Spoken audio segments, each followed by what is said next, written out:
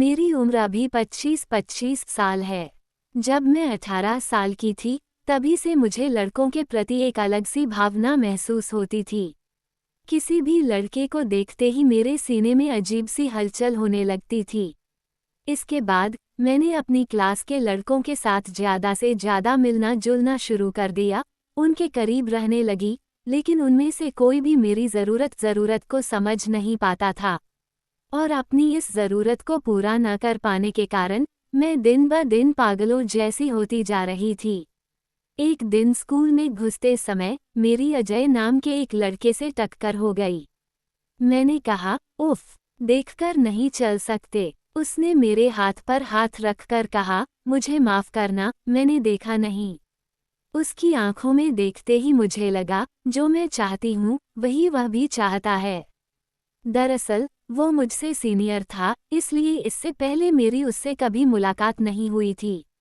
मैं बहुत खुश थी क्योंकि मुझे लगा था कि इस बार शायद मेरी मन की इच्छा पूरी हो जाएगी, मेरी ज़रूरत पूरी हो जाएगी।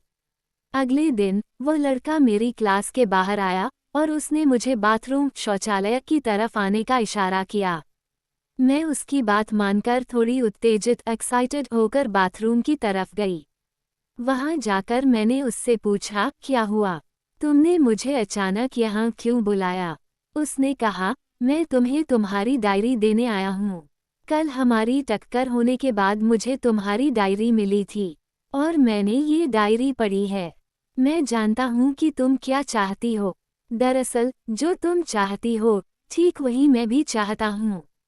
ये कहने के बाद, इससे पहले कि मैं कुछ बोल पाती, उसने मुझे कसकर गले लगाया और जोर से डीप किस गहरी चुंबन करने लगा।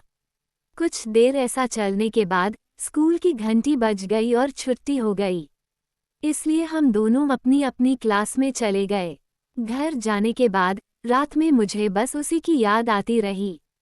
उफ, अगर घंटी थोड़ी देर बाद बजती तो मैं अपनी ज़रूरत पूरी कर पाती, ये कहकर मैंने उस रात फिंगरिंग करके नींद ली।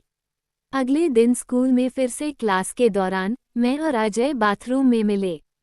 उसे देखकर लग रहा था कि वह उस दिन थोड़ा ज़्यादा ही रोमांटिक था। मुझसे मिलते ही वह मुझ पर झपट पड़ा।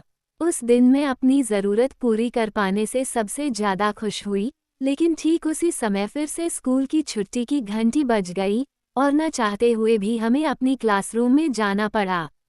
इस तरह हर दिन किसी न किसी वजह से हमारा शारीरिक मिलन फिजिकल इंटिमेसी नहीं हो पाता था। फिर अपनी ज़रूरत पूरी न कर पाने के कारण हमने एक फैसला लिया। जिस दिन मेरे घर पर कोई नहीं होगा, उस दिन हम अपने घर पर मिलेंगे। हमारी बात के अनुसार जिस दिन मेरे घर पर कोई नहीं था, उस दिन मैंने अजय को कई बार फ़ोन करने की कोशिश की, लेकिन उसने मेरा फ़ोन नहीं उठाया। थोड़ी देर बाद हमारे दरवाजे पर किसी ने दस्तक नॉक दी। मैंने आवाज़ सुनकर दरवाज़ा खोला तो देखा, अजय खड़ा था। उसने कुछ न कहते हुए मेरा मुंह दबाया और मुझे घर के अंदर खींच लिया। घर के अंदर घुसकर उसने कुछ न कहा और मेरे साथ शारीरिक मिलन इंटिमेसी किया। मैंने भी इन चीज़ों का खूब आनंद एंजॉय लिया। इस तरह जब भी मेरे घर पर कोई नहीं होता था, तभी वह जाता था। फिर अजय ने स्कूल की पढ़ाई खत्म करके कॉलेज में दाखिला ले लिया। उसके बाद से ही हमारे बीच मिलना और बात करना बंद हो गया। अजय से बात करना बंद होने के बाद मेरे शरीर की भूख और भी बढ़ गई। इसलिए मैंने अपने माता पिता से कहा और स्कूल खत्म होने के तुरंत बाद पढ़ाई छोड़कर शादी की बात की। माता पिता पहले राजी नहीं हुए, लेकिन बाद में वे तैयार हो गए और मेरी शादी एक दूसरी जगह कर दी गई। लेकिन मेरी शादी ऐसे व्यक्ति से हुई जो महीने के आधे से ज़्यादा दिन काम के लिए बाहर रहता था, इसलिए मेरी ज़रूरत पूरी नहीं हो पाती थी। एक दिन जब मेरे पति घर पर नहीं थे, तो पड़ोस का एक लड़का हमारे घर कुछ खाना देने आया। मैंने उसे अंदर आने को कहा।